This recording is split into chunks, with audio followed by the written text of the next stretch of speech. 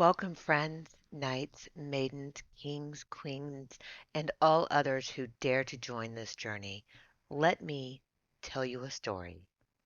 Once upon a time, in a land where gardens bloomed like magic, the time had come to prepare our enchanted garden. As a garden nature loving spirit, I set out to create a haven of fresh food and flowers for my cozy home and to test new paths for my future. In our first magical bed, I planted Roma tomatoes and Genovese basil, beloved by the youngest in our family, who would devour them all if given the chance. Ah, the concoctions we create with these ingredients is a tale for another day. Perhaps we can weave that story together, dear friends. Comment below with hashtag chaos recipe if you'd wish to discover our favorite summer dish and its secrets.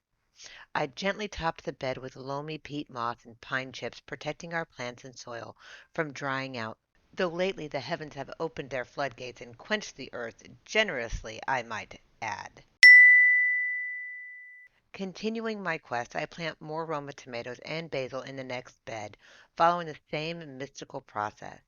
My husband thought I was mad for starting so many plants, but his belly will sing songs of gratitude come harvest time and the cold, stark winter that inevitably follows. Next, I turned to the bean bed. With a touch of magic, I loosened the soil, making room for the little beans to soak up water and grow strong. Soon I'll be so tired of canning beans I might wish for our mischievous rabbit friends to nibble them away, but oh, the feast of fresh veggies they will provide when we crave them the most. Ah, now we arrive at my favorite bed in this garden of wonders, the herb bed. Here, the grand echinacea, timeless thyme, kitchen sage, and dill with its tart punch stand tall. A soft lavender scent mingles with the promise of savory dishes from the rosemary. Truly, a potion of culinary delights awaits. Now, brace yourselves for the beds of fire. Where the first beds had earthy, airy flavors, these are all hellfire and brimstone. Welcome to the pepper patch, where milder California wonder peppers line the back, guarding the manganji, jalapenos, and Marconi giants.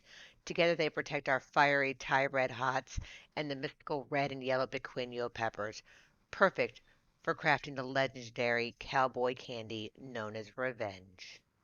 May the gnomes bite my nose. I almost forgot about our hoard of oregano. We must add in 3 new oregano plants to our already bustling 2 that we have.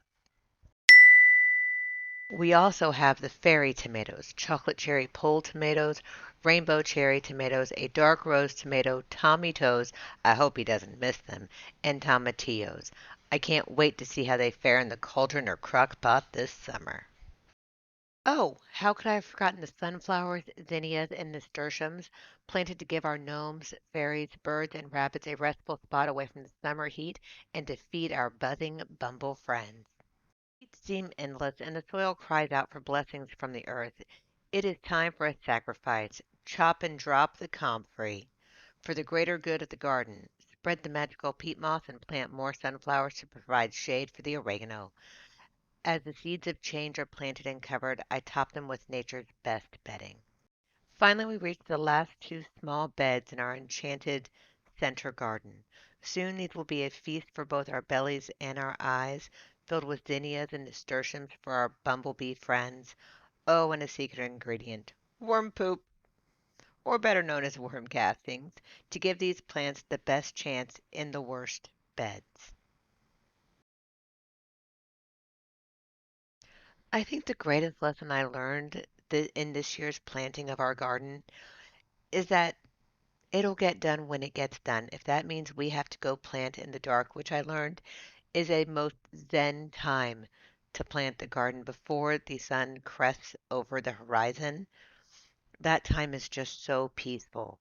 And as I finished planting in some perennial bulbs that I got from Tulip World that are going to give us grand color for years to come and protect our furry friends for years to come, I feel blessed that everything is in, it is growing,